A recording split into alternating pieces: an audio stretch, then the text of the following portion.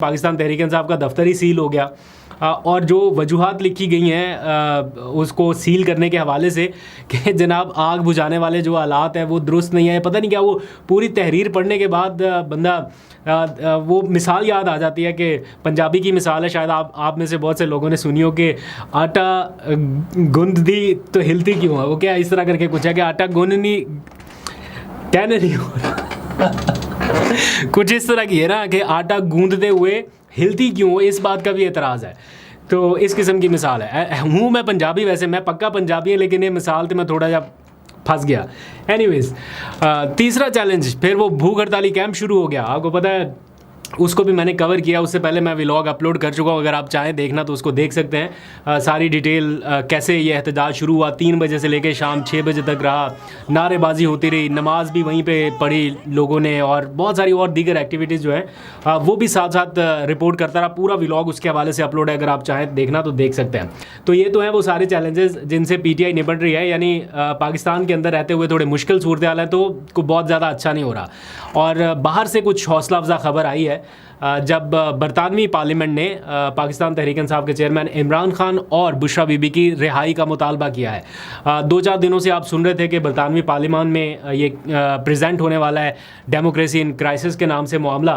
तो 22 अरकान पार्लियामेंट जो हैं उनके, जिनमें मेजर पार्टीज़ के लोग शामिल हैं, मुख्तलिफ पार्टियों के 22 अरकान असम्बली मेंबर पार्लियामेंट जिन्हें बोला जाता है वो, और साथ में फिर पाकिस्तान के कुछ लोग मौजूद थे। जुल्फ़ी बुखारी थे, साथ में शाह महमूद कुरैशी की साहबजादी थी। तो इन्होंने अपना केस बहरहाल जैसे तैसे प्रेजेंट किया।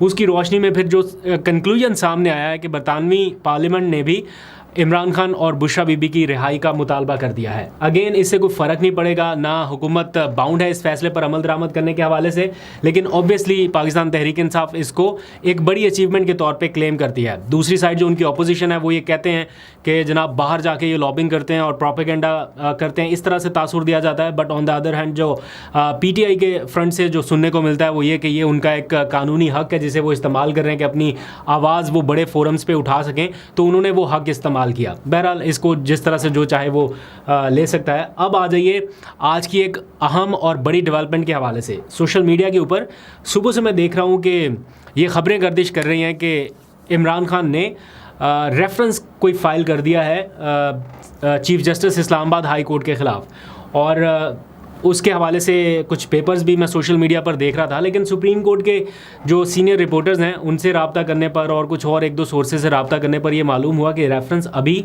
दायर नहीं हुआ, और PTI इसको ऑफिशियली क्लेम भी नहीं कर रही कि ये दायर कर दिया गया है। तो मालूम करने पर यह पता चला एज़ इफ़ नाउ, जब मैं आपसे बात कर रहा हूँ तो PTI के लॉयर्स की ज़ुबानी में आपको बता रहा हूँ कि आज शाम 5 बजे इमरान खान साहब ने वो दस्तखत कर दिए रेफरेंसेस, और उनके ऊपर वो जो जेल स्टैंप वगैरह होती है, जो कानूनी रिक्वायरमेंट है वो हो चुकी है। और उसके बाद अब कल ये रेफरेंस दायर किए जाने का इम्कान है।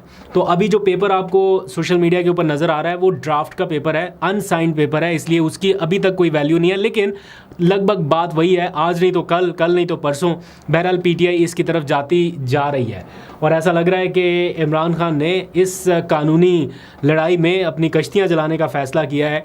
ऑल्दो के उन्हें पता है कि इससे उनको कानूनी तौर पर मसाइल का सामना करना पड़ सकता है, रुकावटों का सामना करना पड़ सकता है, लेकिन अब जितना वो बर्दाश्त कर चुके हैं, जितना हो गया उनके साथ, वो ये शायद समझ बैठे हैं कि अब ये कर गुजरने का वक्त है, ताकि वक्त रहते ये वो क्या कहते हैं ना, बवक्त ज़रूरत काम आए, सनद रहे और बवक्त ज़रूरत काम आए। तो वो इस तरह का हिसाब किताब है।